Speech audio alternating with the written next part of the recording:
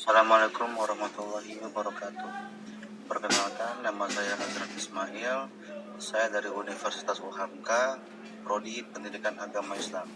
Kali ini saya akan sedikit membagikan dan membacakan beberapa teori yang dimana dalam pembelajaran ini itu sangat penting dalam hal membentuk karakter seorang anak dari kecil hingga ia dewasa nanti, yaitu pembelajaran tentang psikologi. Pertama-tama yaitu perkembangan dan pertumbuhan. Pengertian perkembangan dan pertumbuhan. Perkembangan adalah bertambahnya kemampuan struktur dan fungsi tubuh yang lebih kompleks dalam pola yang teratur. Pertumbuhan ialah berkaitan dengan masalah perubahan dalam besar jumlah ukuran atau dimensi tingkat sel, organ maupun individu yang dapat diukur dengan ukuran berat, ukuran panjang, ukuran tulang, dan keseimbangan metabolisme atau retensi kalsium dan nitrogen tubuh. Perbedaan pertumbuhan dan perkembangan. Yang pertama, pertumbuhan merujuk kepada perubahan, khususnya aspek fisik. Sedangkan perkembangan berkaitan dengan organisme sebagai keseluruhan. Pertumbuhan merujuk kepada perubahan dalam ukuran yang menghasilkan pertumbuhan sel atau peningkatan hubungan antar sel. Sedangkan perkembangan merujuk pada kematangan struktur dan fungsi. Kemudian, pertumbuhan tidak berlangsung seumur hidup, tapi perkembangan merupakan proses yang berkelanjutan. Faktor-faktor yang mempengaruhi perkembangan. Yang pertama, ada hederitas. Yang dimaksud adalah bawaan atau faktor keturunan. Kemudian ada kondisi lingkungan, status sosial, dan budaya, ras, dan etnis.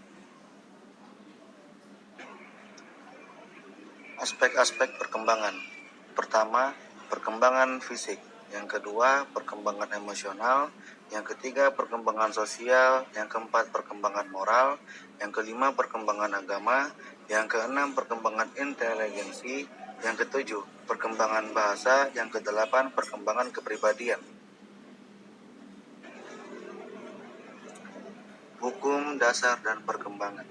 Yang pertama, hukum konvergensi. Yang kedua, hukum tempo perkembangan. Yang ketiga, hukum rekapitulasi. Yang keempat, hukum bertahan dan mengembangkan diri.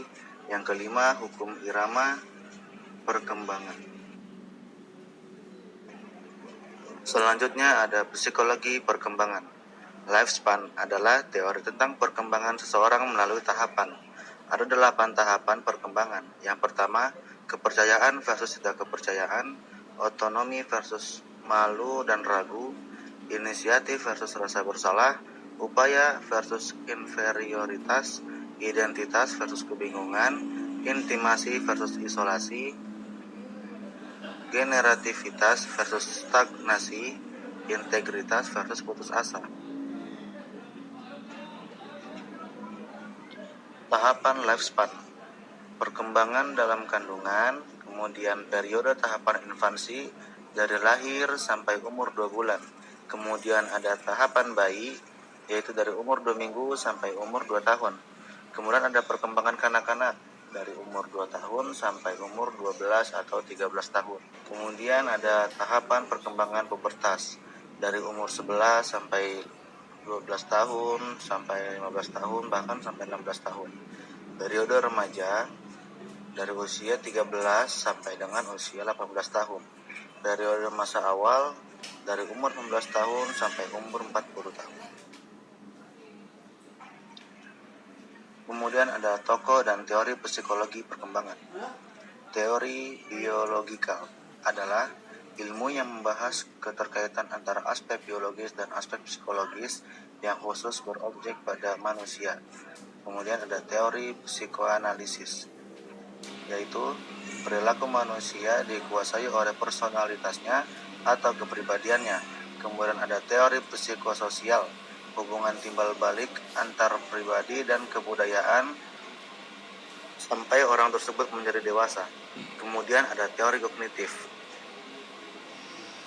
Segala sesuatu yang berhubungan atau melibatkan kognisi atau berdasarkan pengetahuan faktual yang empiris. Tahapan teori psikososial. Tahap pertama, usia lahir sampai 2 tahun. Pada masa bayi atau tahun pertama adalah titik awal pembentukan kepribadian. Kemudian tahap kedua, usia 2 sampai 3 tahun. Konflik yang diawali dengan tahap ini ialah otonomi dan rasa malu serta keraguan. Tahap 3, usia 3 sampai 6 tahun. Pada tahap ini, anak belajar menemukan keseimbangan antara kemampuan dengan harapan. Yang keempat, usia 6 sampai 12 tahun. Tahap ini ialah kerja aktif versus rendah hati. Tahap 5, usia 12 sampai 20 tahun. Tahap ini mulai memasuki usia remaja di mana identitas diri baik lingkup sosial maupun dunia kerja mulai ditemukan. Tahap ke-6, usia 20 sampai 40 tahun. Tahap ini kekuatan dasar yang dibutuhkan ialah kasih, karena muncul konflik antara keintiman versus keakraban. Tahap ke-7, usia 40 sampai 65 tahun. Seorang telah menjadi dewasa di mana pada tahap ini dihadapkan dengan tugas utama untuk menjadi produktif dalam bidang pekerjaan. Tahap ke-8, usia 65 tahun sampai kematian. Tahap ini pribadi. Sudah memasuki usia lanjut, mulai mengalami penurunan fungsi kesehatan. Tahapan perkembangan kognitif menurut Piaget. Tahap pertama, sensori motor, usia lahir sampai 2 tahun. Kemudian ada operasional konkret, usia 7 sampai 11 tahun. Kemudian ada operasional formal, 11 tahun ke atas. Adapun perkembangan intelektual menurut Brunner yaitu fase praoperasional, fase operasi konkret, fase operasi formal. Kemudian ada konsep perkembangan masa dalam kandungan. Pengertian perkembangan prenatal. Perkembangan awal dari manusia dimulai dari pembuahan menjadi pertemuan sel sperma dengan sel telur. Masa prenatal memiliki 6 ciri penting diantaranya. 1. Terjadinya pembaharuan sifat-sifat yang diturunkan oleh kedua orang tua. Yang kedua, pengaruh kondisi dalam tubuh ibu. Yang ketiga, kepastian dalam jenis kelamin. Yang keempat, pertumbuhan cepat. Yang kelima, mengandung banyak bahaya fisik dan psikis. Yang keenam, membentuk sikap yang baru diciptakan. Perkembangan prenatal terjadi dalam 3 tahap. Yang pertama, tahap geminal, yaitu terjadi sejak pembuahan sampai 2 minggu. Yang kedua, tahap embrionik, yaitu tahapan kedua masa kehamilan, dimulai dari 2 sampai 8 minggu. Tahapan fetal, tahapan ketiga masa kehamilan dimulai dari 8 minggu sampai dengan masa kelahiran. Daftar kandungan nutrisi. Yang pertama ada protein, membantu pertumbuhan dan pengembangan sel atau jaringan termasuk sel otak pada janin. Yang kedua ada karbohidrat, yaitu sumber kalori yang penting bagi ibu hamil. Kemudian ada folat, yaitu asam folat untuk mengurangi risiko cacat lahir. Kemudian ada zat besi, yaitu meningkatkan volume darah dan mencegah anemia. Emosi prenatal, yaitu emosi atau suasana hati orang tua yang sedang melakukan proses pertemuan sel sperma dan sel telur akan mempengaruhi kesehatan jasmani dan rohani anak yang akan dilahirkan. Kemudian yang mempengaruhi perkembangan prenatal. 1. Teratogen, yaitu unsur yang menyebabkan adanya kelainan pada kelahiran akibat dari proses kehamilan yang tidak optimal. Yang kedua, faktor ibu, yaitu jadi faktor utama yang sangat pengaruh pada perkembangan janin. Yang ketiga, faktor ayah berperan penting dalam perkembangan optimal janin. Yang keempat, lingkungan polusi dan bahan-bahan beracun dapat membahayakan kondisi janin dalam kandungan dan menyebabkan keterbelakangan mental. 5. Perkembangan bayi. A. Tinjauan pada aspek biologis. Setelah melewati fase prenatal selama kurun waktu 9 bulan atau 10 bulan di dalam perut ibu, selanjutnya manusia akan memasuki fase berikutnya yang dimulai dari pertama kali manusia itu lahir atau keluar dari rahim ibu. Hal ini disebut dengan masa bayi. Masa bayi juga pada umumnya dibagi menjadi dua, yaitu periode Parthenoid. Yang kedua, periode Neonate. Periode Parthenoid yaitu di mana periode ini dimulai saat kelahiran sampai dengan 15 dan 30 menit sesudah kelahiran. Periode Neonate, periode ini dimulai dari pemotongan dan pengikatan tali pusar sampai akhir minggu kedua dari kehidupan pasca matur. Pada awal kelahiran, berat bayi rata-rata 7,5 pon dan panjang rata-rata 19,5 inch. Pada janin yang lebih aktif, umumnya bayi laki-laki lebih panjang dan berat pada bayi perempuan. Pertumbuhan bayi sudah terlihat pada bayi umur 1 tahun. B. Tinjauan pada aspek psikososial. Yang pertama, aspek psikososial bayi baru lahir pada umur 0-2 minggu. Kesadaran bayi baru lahir masih kabur, artinya bayi baru lahir tidak menyadari sepenuhnya tentang apa yang terjadi di sekitar, sehingga reaksi emosional pun belum berkembang secara khusus. Yang kedua, aspek psikososial bayi pada umur 2 minggu sampai 2 bulan. Tinjauan aspek motorik. Pertama, perkembangan motorik bayi baru lahir pada umur 0-2 minggu. Gerakan bayi baru lahir bersifat acak dan tidak berhubungan dengan situasi di lingkungan. Gerakan ini dibagi menjadi dua. Yang pertama ada gerakan menyeluruh, yaitu gerakan yang terjadi di seluruh tubuh bila salah satu bagian tubuh distimulasi. Biasanya gerakan menyeluruh ini semakin meningkat pada pagi hari dan paling sedikit gerak pada siang hari. B. Gerakan khusus. Gerakan khusus meliputi bagian-bagian tubuh tertentu. Yang kedua ada perkembangan motorik bayi pada umur 2 minggu sampai 2 bulan. A. Gerakan refleks seperti tersenyum muncul pada waktu minggu pertama. B. Dalam posisi tengkurap, bayi menahan kepala dalam usia 1 bulan. Telontong 5 bulan, duduk usia 4-6 bulan. Yang C. Usia 2 bulan, mengguling ke samping dan ke belakang.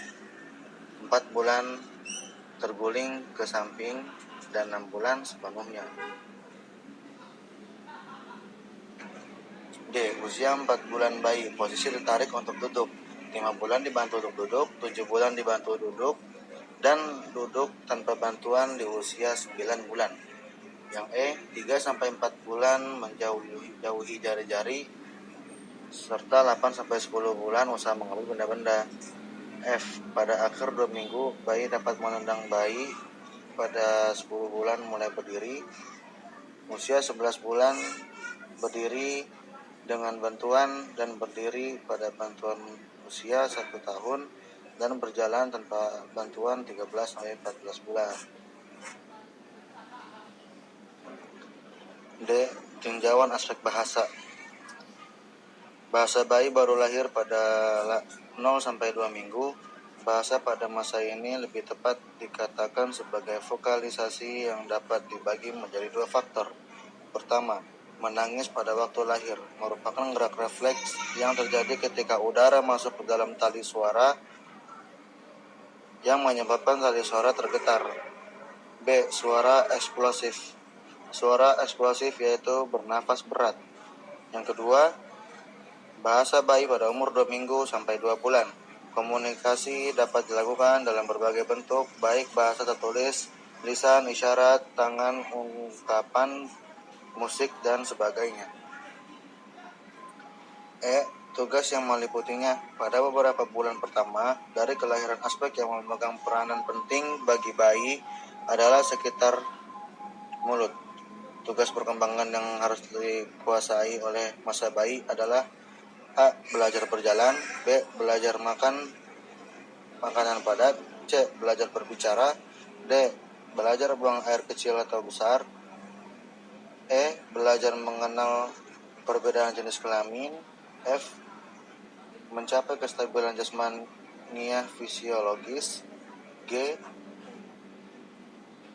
Membentuk konsep sederhana, H. Belajar mengadakan hubungan emosional dengan baik, yang terakhir belajar membedakan benar dan salah. 6. Perkembangan anak usia prasekolah. Pertama, masa usia prasekolah.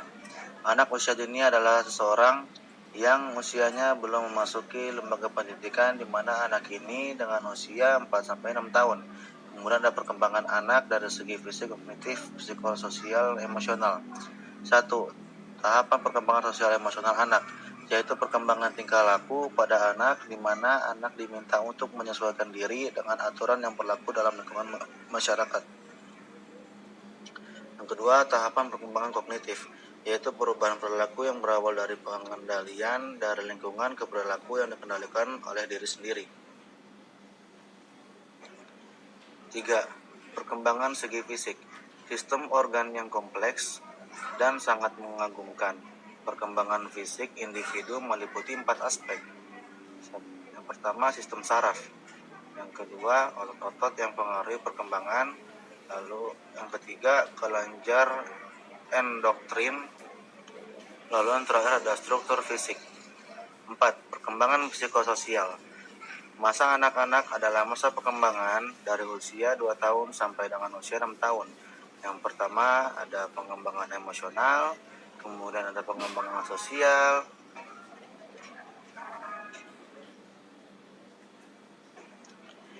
Tujuh, konsep perkembangan anak usia sekolah, fisik, kognitif, psikososial, dan emosional.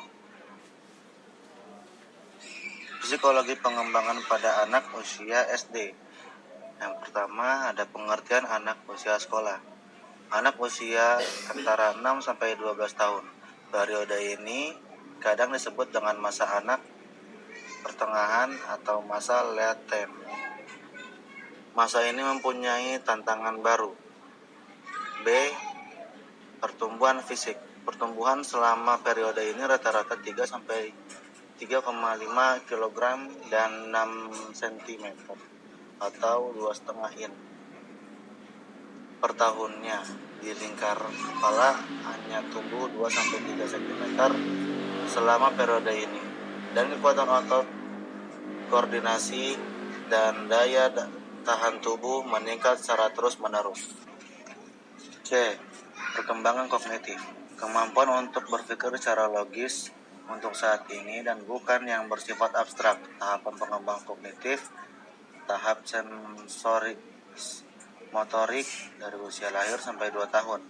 Praoperasional 2-7 tahun. Konkret operasional 7 tahun sampai 11 tahun. Formal operasional 11-15 tahun. D. Psikososial. Masa sentral psikososial pada masa ini disebut krisis antara keaktifan dan inventioritas. E. Tugas pengembangan anak usia sekolah dasar. Pada masa ini memasuki masa belajar di dalam dan di luar sekolah. Untuk belajar di sekolah tetapi membuat latihan di rumah yang mendukung hasil belajar di rumah. Psikolog perkembangan pada usia sekolah SMP. Pertama, perkembangan fisik, yaitu pubertas, di mana proses perubahan yang bertahap dalam internal dan eksternal tubuh anak-anak menjadi dewasa. B. Perkembangan emosional, yaitu emosi yang berada pada tahap ini mulai emosi yang labil karena erat hubungan dengan keadaan hormon. Kemudian ada perkembangan moral, di mana periode ini seorang mulai bertanya-tanya mengenai berbagai fenomena yang terjadi di lingkungan sekitarnya sebagai dasar bagi pembentukan nilai dari mereka. Yang kemudian D. Perkembangan psikososial. Pada tahap ini remaja atau individu dihadapkan dengan pernyataan yang berkaitan dengan identitas kediriannya. Yang E, tugas psikologi perkembangan usia remaja SMP. Masa remaja adalah masa dalam fase menuju dewasa, di mana anak menuju dewasa, maka pada fase ini ada pula beberapa tugas yang diperlukan, antaranya menerima peranan orang dewasa, kemudian mendapatkan pasangan hidup sendiri, kemudian perkembangan aspek-aspek psikologis. Kemudian, psikologi perkembangan pada anak usia SMA.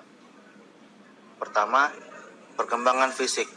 Puncak kemampuan fisik di antara usia 18 sampai 30 tahun yang diikuti dengan kesehatan yang baik. Selain itu, hal yang harus diperhatikan pada usia ini adalah nutrisi, pola kesehatan, dan olahraga. Yang kedua, perkembangan kognitif. Periode ini adalah periode terakhir atau tertinggi dalam tahap operasional formal, di mana periode ini idealnya para remaja sudah memiliki pola pikir sendiri dalam usaha memecahkan masalahnya yang kompleks dan abstrak. Yang ketiga, perkembangan psikososial. Tahap ini remaja atau individu dihadapkan dengan pertanyaan yang berkaitan dengan identitas kediriannya. Yang keempat, perkembangan emosional, di mana pada masa ini dan prasekolah anak-anak mengembangkan kemampuan sosial dan intelektualnya. Perkembangan emosi ini juga berjalan beriringi untuk membantu mengembangkan anak. Lalu ada tugas-tugas psikologi perkembangan pada masa remaja SMA. Masa remaja adalah masa anak dalam fase menuju dewasa. Maka pada fase ini ada pula beberapa tugas yang diperlukan, antaranya menerima peranan orang tua, menerima peranan orang dewasa, mendapatkan pasangan hidup sendiri, dan perkembangan aspek-aspek psikologis. 8. Perkembangan masa pubertas. Pengertian pubertas. Masa pubertas adalah masa khusus yang ditandai oleh perubahan-perubahan perkembangan tertentu yang terjadi dalam tahap-tahap lain dalam rentang kehidupan. Ciri-ciri pubertas. 1. Tanda pertama pubertas anak perempuan, yaitu pertumbuhan payudara. Selain itu, tumbuh bulu pada lengan atau kaki, menstruasi, tumbuh jerawat, dan lain sebagainya. Yang kedua, tanpa pertama pubertas anak laki-laki. Membesarnya ukuran testis. Selain itu, mengalami mimpi basah, produksi keringat yang menambah, dan mulai tumbuh rambut pada wajah.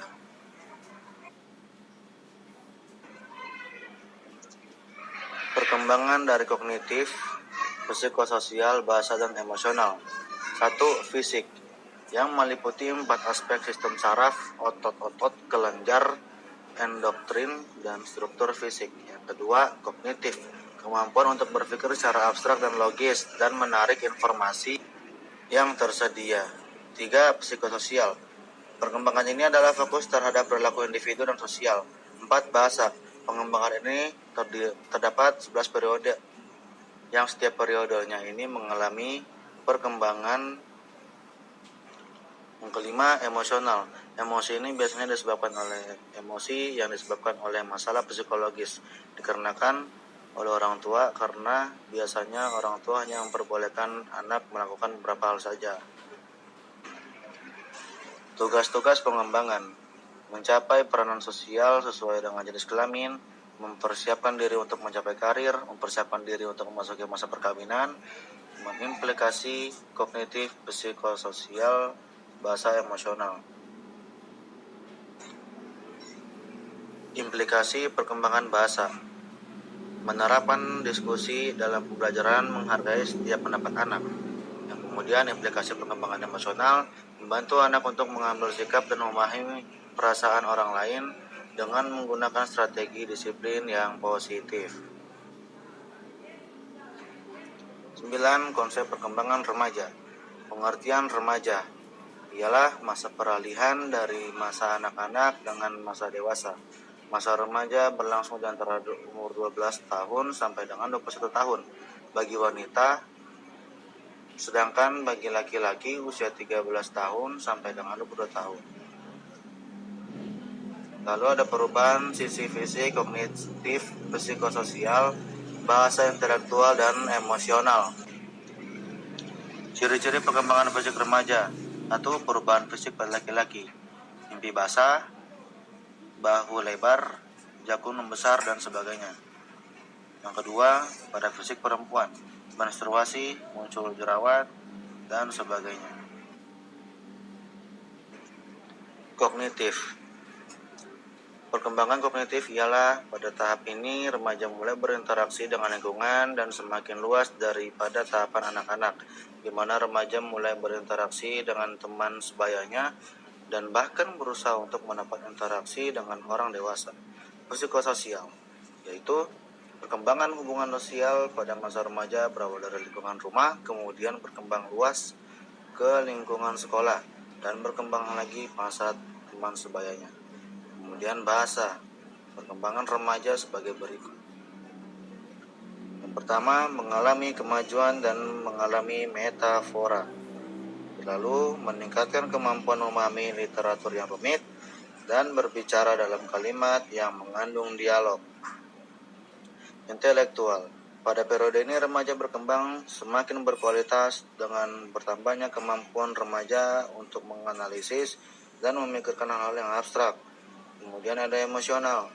Adapun ciri-ciri perkembangan emosional pada masa remaja adalah setelah masuk masa remaja, individu lebih memiliki kemampuan untuk mengelola emosinya. Gender berperan sebagai signifikan dalam menampilkan emosi remaja, memiliki kapasitas untuk mengembangkan hubungan jangka panjang. Implikasi teori dan kasus. A. Teori delikuensi. Juvenile delinquency merupakan suatu bentuk kenakalan atau kejahatan anak muda atau remaja yang merupakan gejala dari patologis sosial akibat dari mengabaikan sosial. B. Bentuk juvenile delinquency. Bentuk ini ada 4 kategori. Yang pertama, kenakalan yang menimbulkan korban fisik orang lain. Yang kedua, kenakalan yang menimbulkan korban materi. Yang ketiga, ada kenakalan sosial yang tidak menimbulkan korban pihak orang lain. Yang keempat, kenakalan yang melawan status. Penyebab juvenile delinquency. 1. Teori biologis. Terjadi karena faktor sosiologis dan struktur jasmaniah seseorang. Yang kedua, teori psikogenis menekankan sebagai tingkah laku anak-anak dari aspek psikologinya. Yang ketiga, teori sosigenis. Penyebab ini dari segala tingkah laku adalah faktor sosial dan psikologis. 10. Konsep perkembangan remaja. Perkembangan remaja dapat didefinisikan secara biologis sebagai perubahan fisik yang ditandai oleh permulaan pubertas dan penghentian pertumbuhan fisik secara kognitif. Adapun perkembangan fisik dibagi menjadi 3. Pertama, perubahan fisik pada masa pubertas. Yang kedua, perubahan proporsi tubuh. Yang ketiga, kematangan seksual. Dari sisi kepribadian ada 2 faktor. Yang pertama, faktor genetik dan faktor lingkungan. Kemudian, dewasa awal ialah periode perkembangan yang bermula pada akhir usia belasan tahun atau usia 20 dan berakhir 30 tahun. 11. Konsep pengembangan dewasa awal. Definisi pengembangan dewasa awal, individu yang telah menyelesaikan pertumbuhannya dan siap menemukan kedudukan dalam masyarakat bersama dengan orang dewasa lainnya. Masa dewasa awal dimulai pada usia 19 sampai 40 tahun.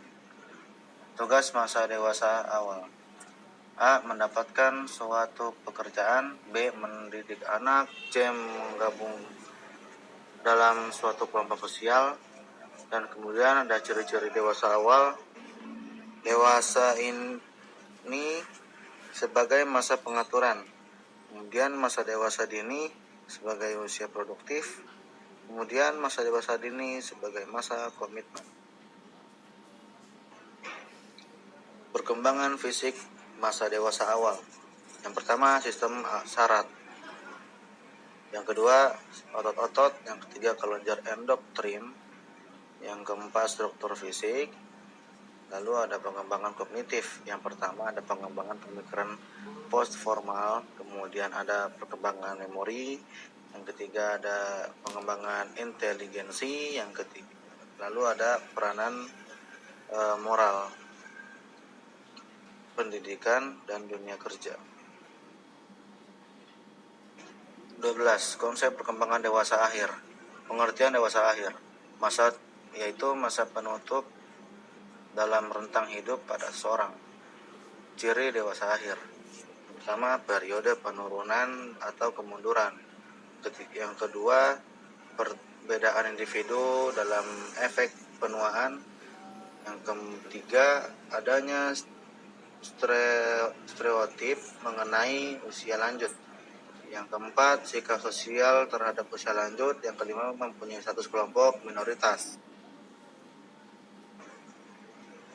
Perkembangan fisik dewasa akhir. Perkembangan fisik merupakan menurunnya dan membentuknya fungsi dan keadaan fisik lansia.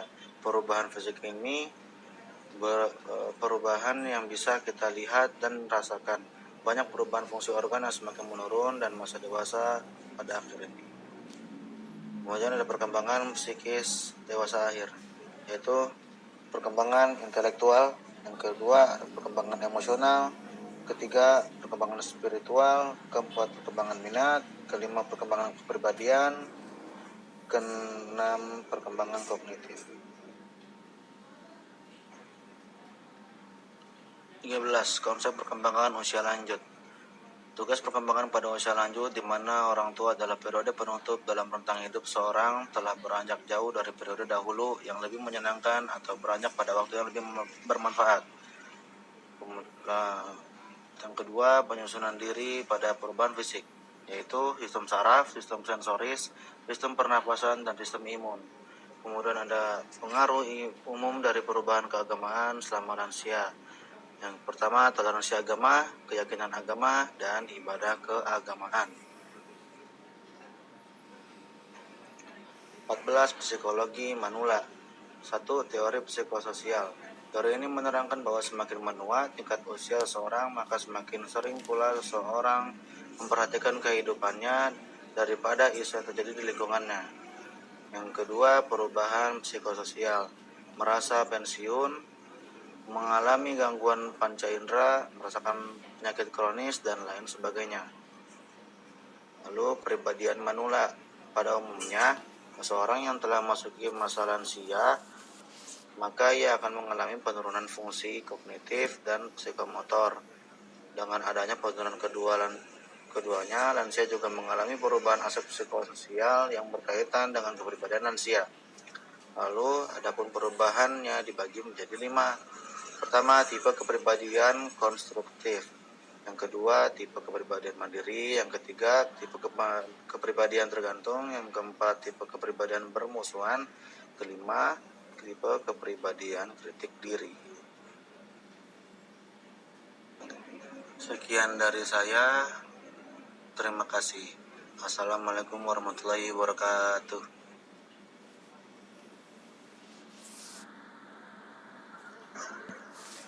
Assalamualaikum.